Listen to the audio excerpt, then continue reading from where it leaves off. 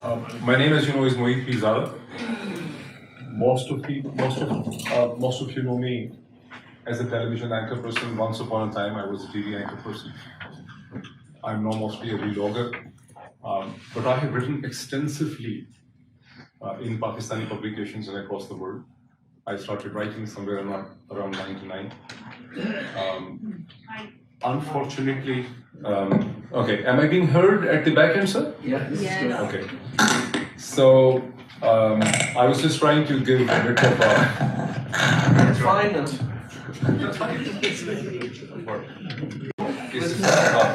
It's working, right? Yeah. Dr. Naeem, can you hear me? Okay. So, can you hear me here? We can. Yes, sir. Yeah. So, it's okay. So, I was just trying to, and I'm also aware that we are pretty late. This is 11:42. I'll try to wind myself, within the 20 minutes.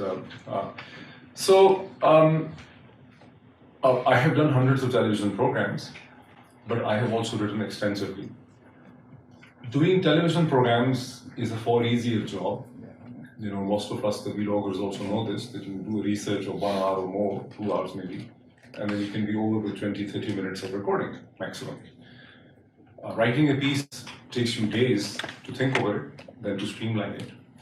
Unfortunately, for the way the Pakistani nation-state's discourse has been shaped for the past 75 years, people don't read.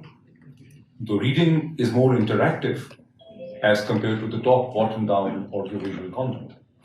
So I have written extensively, and I also founded a publication by the name of Global Village Space, which became the most credible publication of international relations and regional politics in Pakistan in English. I created it so that Pakistan can communicate and engage what is the problem?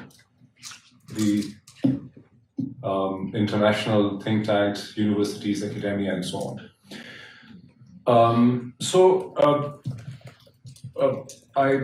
This is just the background, and I have interacted extensively with all centers of आवाज का मसला है? नहीं ठीक है आवाज का मसला आवाज बिल्कुल सही है थोड़ा सा कम है तो मैं ऊंचा बोल लेता हूँ television तो gives you the habit of shouting, so I can shout, you can keep it down.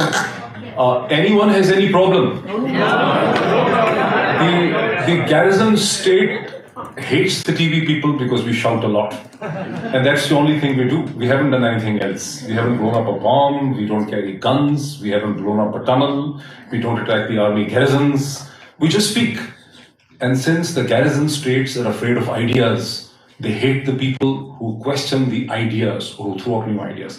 So I was trying to give you a background that I got the privilege of having access at multiple levels of decision making within Pakistan, within the military, within the politics, the Prime Minister's office, the Chief Minister's office, the top of the bureaucracy, the top of the military, the intelligence community, and also the diplomatic community. And so I might not be able to refer to everything, but when I try to define something, that understanding is at the back end. So first of all, I'm very thankful to Dr. Ahad.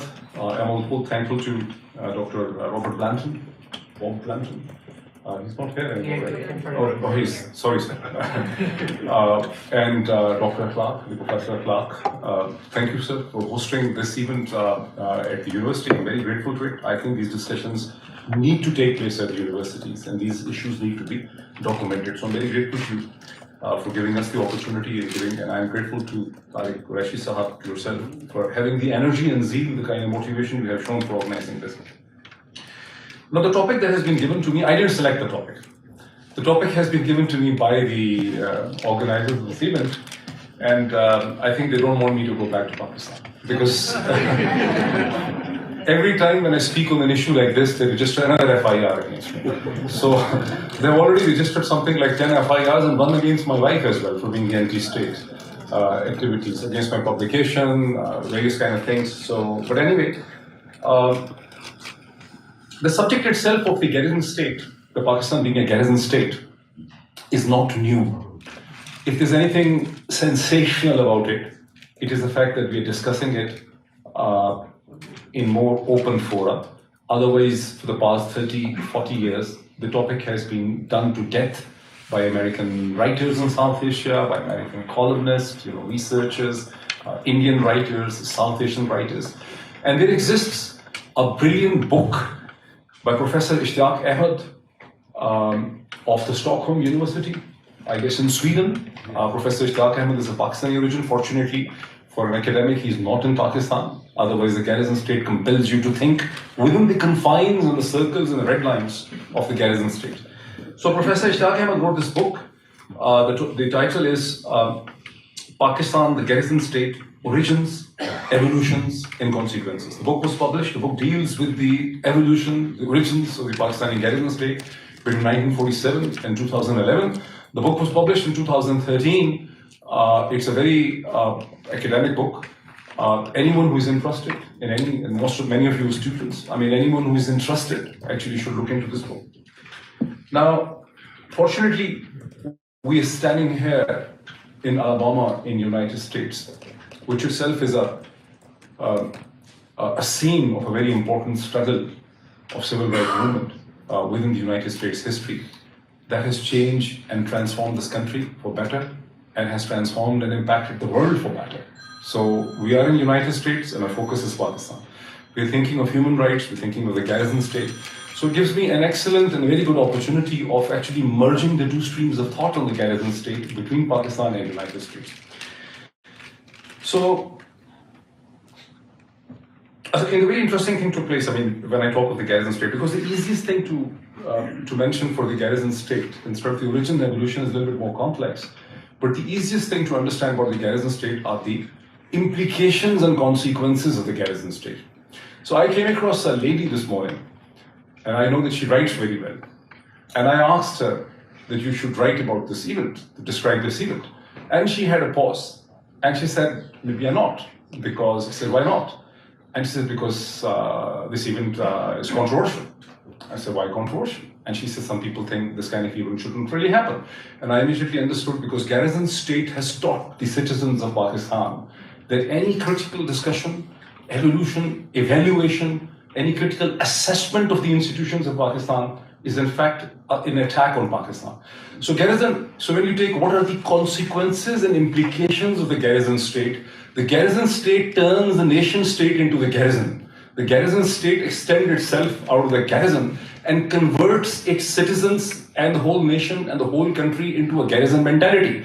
So anytime you criticize, you evaluate, you discuss, you try to reform, you try to assess, you point out the errors, the failures, that how you lost this war was not wise, maybe 1965 war should not have taken place, maybe we were responsible for 1971 war, maybe we should not have done the Kargil thing. The Garrison State immediately collects itself and attacks you for being anti-state, anti-Pakistan, anti-people, anti-nation, anti-Islam. This is what Garrison State does to its people.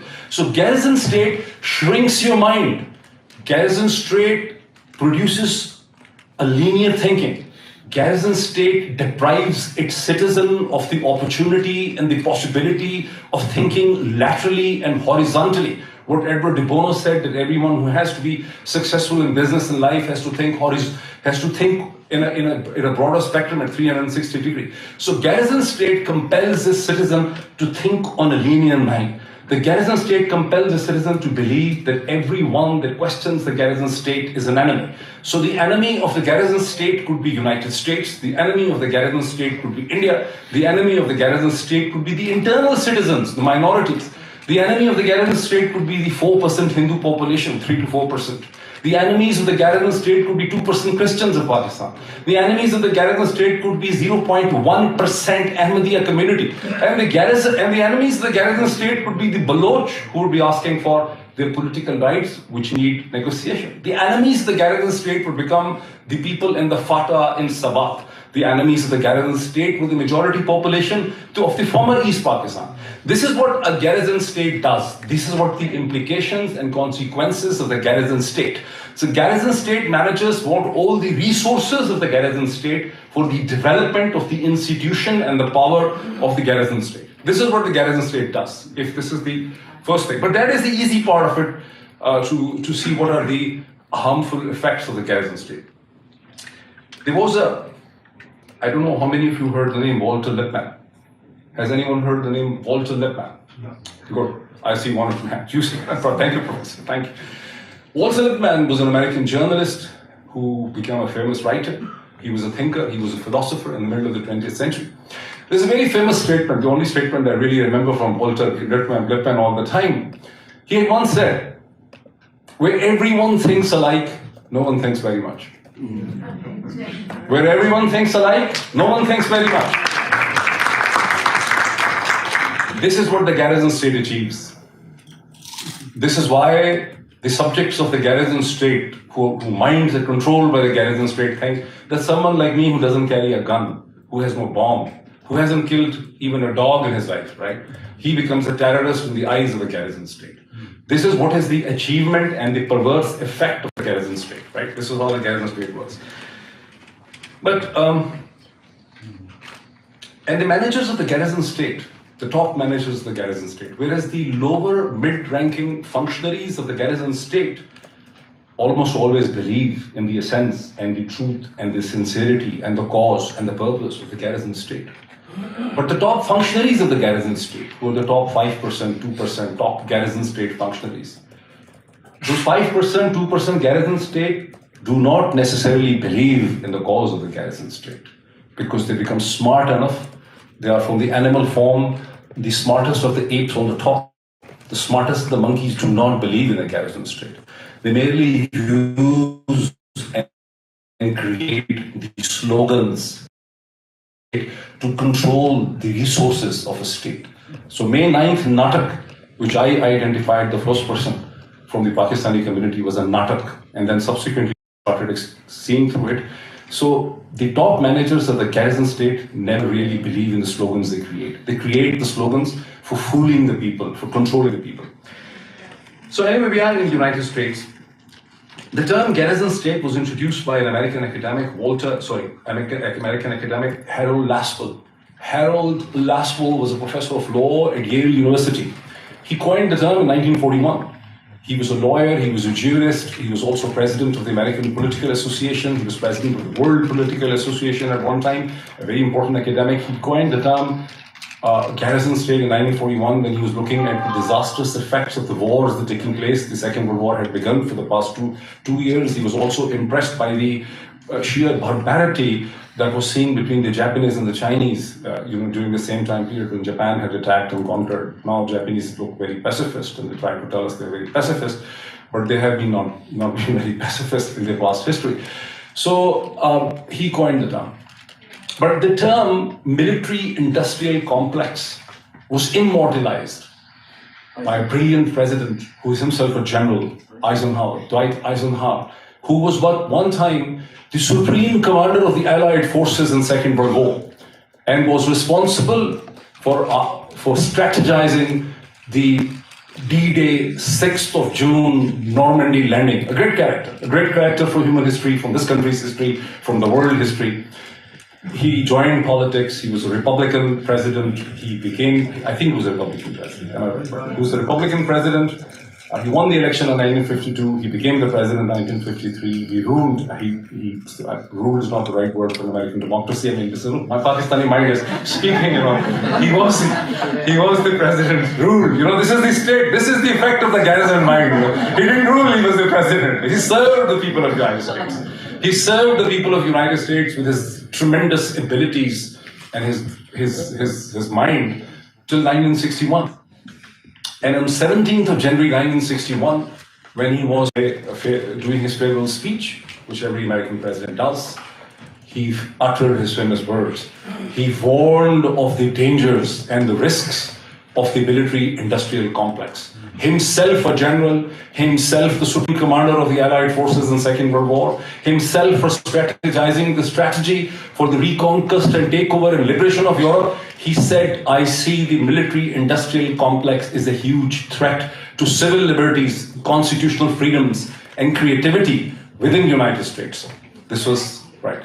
But he didn't only mention this thing. When he became the president in 1953, a president takes not power but office. Right?